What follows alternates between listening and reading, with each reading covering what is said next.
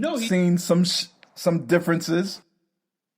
No, and to concede to what and you've been making this point forever, and I think it's been totally I think it's been totally underappreciated, and I think it's 1,000% true, which is that as much as we can be disappointed in Harden having like for his standards one of his worst seasons, the dude has been there every single day. And to be honest, whether you think it's a mentally weak like mindset that he has, which I don't totally subscribe to, although I kind of could. Mentally like, weak. I know what I was going to say is no, but explain. Even though it's probably not your thought, right? But explain to me the concept of that Harden has displayed that he's been mentally weak. I think there are some people who like what I've heard is I think there are some people who are basically like, look, dude, it sucks that KD's been hurt, it sucks that Kyrie's been out, but you're a superstar, and part of being a superstar and having that quote unquote like Mamba mentality is showing up every single day in the best shape you can and playing no matter who the guys are around you. And to a certain extent, I do believe in that. But I will say this, and before we spoke about this.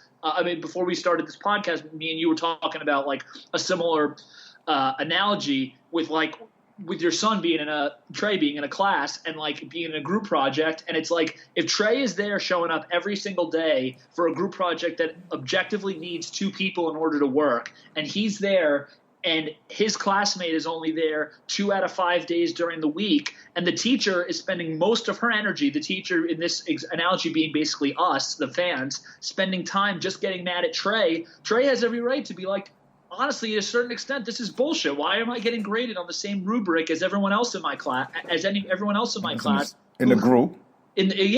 Who has all their members showing up every day? Why am I getting graded the same way that Giannis is getting graded when Drew Holiday and Chris Middleton are showing up every day when I'm here and I'm alone? Like, this is bullshit. And I think that is right. And I think that whether you want to say that like Harden should be in, 2 things can be true. He should be in better shape and he should be playing better, but at the same time, like, this is also not what he signed up with. I was talking with my friend of mine today who I want to give a shout out to, Jared, who's a massive Bulls fan, and he was saying, and I think this is a really great point, he was like, do you think Harden ever thought that by going to a team with Kyrie and KD, where his year last year he was on an MVP trajectory, that his reputation would get significantly worse by playing with those guys? And it's true. Like, right. He's literally what people think of him and his legacy is getting demolished in large part because of context. And can I tell you something else?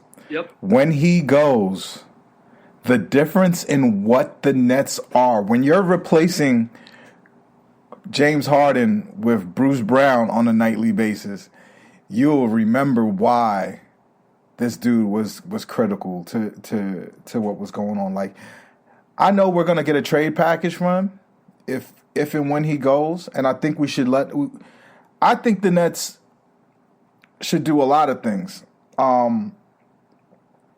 because I don't think you could know these things. I don't think you can have had this experience, because the Kyrie experience is not about this COVID thing. Like, if Sam, tell me this. If this anti-vax stance that Kyrie is taking, and that is his stance, regardless of whatever ridiculous, stupid comments that he kind of throws out there, and we all absorb it like it was a normal conversation. He said, "I'm not anti-vax," right? Yep. That alone would have gotten me if I was James Harden. like the fuck you mean you not anti-vax? Like. Yep. You like how stupid can that sound? Like, people in the spaces yesterday were, and like I thought it was crazy, were like afraid to call Kyrie anti-vax, and I was just like, dude, what is he then? Like, so it's the vaccine that he's not taking, right? He doesn't. To be anti-vax means that you believe that it doesn't help you at all, and that it could potentially hurt you. If that's my understanding of why he would go this, Anyway, this is the point that I make. Whenever we try to make sense of or even try to like argue against a Kyrie point, his points are so ridiculous that it makes you sound stupid. Yep. Arguing it. Like I'm sitting here arguing against a dude who won't take a vaccine, say that he's not anti-vax. It's like look, we've been making this comparison for 5 months. It's like when me and you would be on Twitter and get into political spats with Trump supporters. You end up seeming like a moron because all the points are so ridiculous that it's just like I just dumb myself down basically. Right, like if I have to argue with you about Hillary Clinton drinking blood, and by the way, you could stick your head in the sand and pretend like this is not true, or do worse and pretend like I made this up. But some of the things that Kyrie's surrounding family basically clicks like on is some of the most bizarre, the Democrats drink blood type shit that you've ever seen. Yep. So it's not that far off. It's not like Kyrie is a fruit of a completely different tree or something. This is all in that sphere of thought and thinking. That part doesn't even matter. It's the disingenuousness, and it's the this is more important than this thing, and that's the thing that James Harden can't get with. He doesn't understand. Like James Harden, if you listen to what he's saying, it's so simple. I don't understand this concept of we're not. What do you mean basketball is not the most important thing?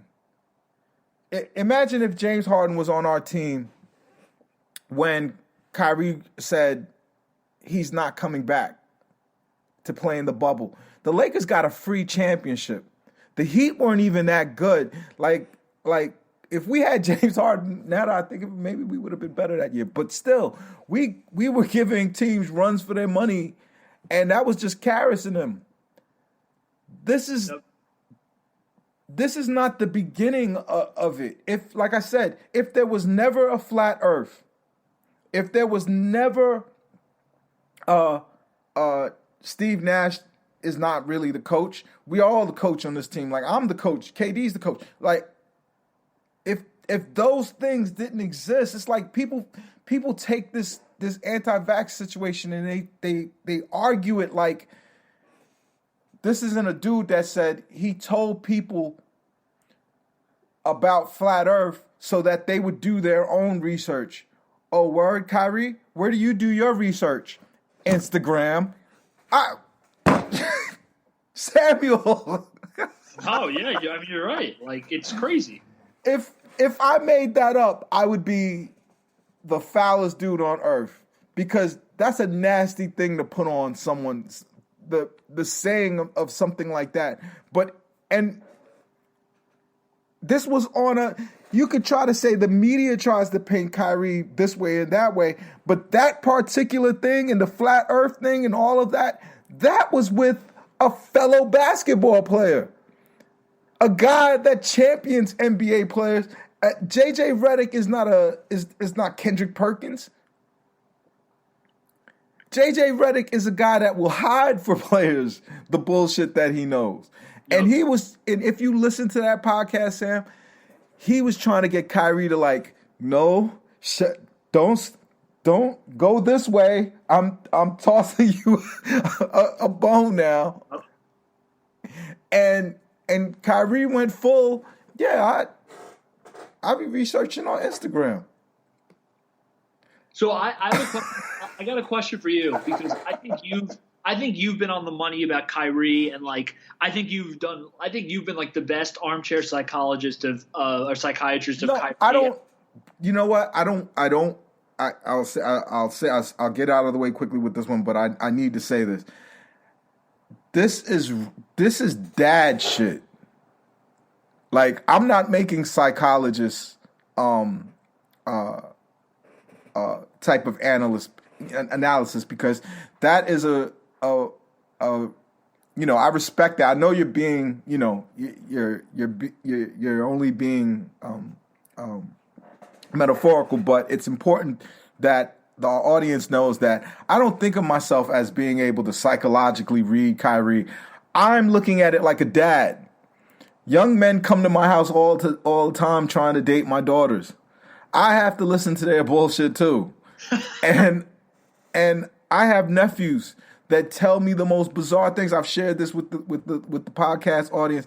This is not none of this shit that Kyrie's talking is shit that I haven't heard before. I know this person. I know this young black man. I'm not saying that he's a stereotype, but I know this dude. And part of it is they're full of shit and they're lazy and they feel like going to work. And I'm not saying that that's Kyrie, but I wouldn't blame James Harden if he looked at it that way. You see what I'm saying? Yeah, no. I wanted to pivot and ask you because of basically everything you just said. What was your takeaway then? Because it does relate to the Nets, but it also relates to Kyrie generally. What we can expect going forward from him. What was your takeaway from the Joe Varden article that just came out, which kind of made the rounds? I feel like it almost came out at a time where so much shit was already coming out about the Nets that it actually went under the radar a bit in Net circles. So I think See, I really appreciate the Joe Varden thing because there's toxic Jason Whitlock shit out there. Yep. You know what I'm saying? Jason Whitlock is a coon. Okay? He understands. He didn't used to talk like this, by the way, Samuel. He found a niche while being in broadcasting or while being fired, trying to figure out how to recreate his career. What he's doing is despicable. Mm-hmm. And he's a despicable human being. Okay? Now, when people try to judge Kyrie, it's so hard to do, right? Because even the Varden article, he dances around the fact that Kyrie believes in ridiculous things. He lets it affect his teammates and his teams. That's proven across teams now. And he wanted to be kind and fair to Kyrie. I could see in every way that he wrote, and the most telling and chilling part of this whole thing was he ended the article with just the words, help. Help, yep. Yeah, right? and we should. By the way, I should have prefaced this. This is my fault. The article, generally, for those who don't know, was on the Athletic, and I would say that the underlying theme of it was just Kyrie's lack of trust in people. But sorry, go back ahead. Is it lack of trust, or I mean, I remember the day that LeBron James was blindsided with him asking for a trade. And I was fully on Team Kyrie, not because he wasn't on my team. I just was looking at the concept of having to play with LeBron. Yep. Having to deal with that dude. And having to take the brunt of everything that goes wrong. LeBron is Captain America. If you're on a team with Captain America and you're the Incredible Hulk, every building that gets knocked down is going to be the Incredible Hulk's fault. Yep. So, playing with that guy, playing with LeBron, I could see why he wanted to leave. But that was the first time I started getting a window into it. It wasn't until Kyrie stepped outside of LeBron's shadow that you started finding all these things about him. And it's not even like it's bad things. It's just weird, disruptive things. He's not a bad kid. Yeah, I know that's how I feel also. That's why, look, I mean, me and you said this on a gazillion different podcasts. I think this idea that if you criticize someone, it means you don't like them. The amount of people, I mean, I should mention, I had people because I criticized Kyrie and Harden this week who legitimately threatened me, which I'm sure, Yves, you've probably been dealing with Knicks fans forever, so I'm sure it's not anything new. But it's just hilarious that I love having Kyrie and Harden on my team. I'm just frustrated with them because of different basketball things, and so and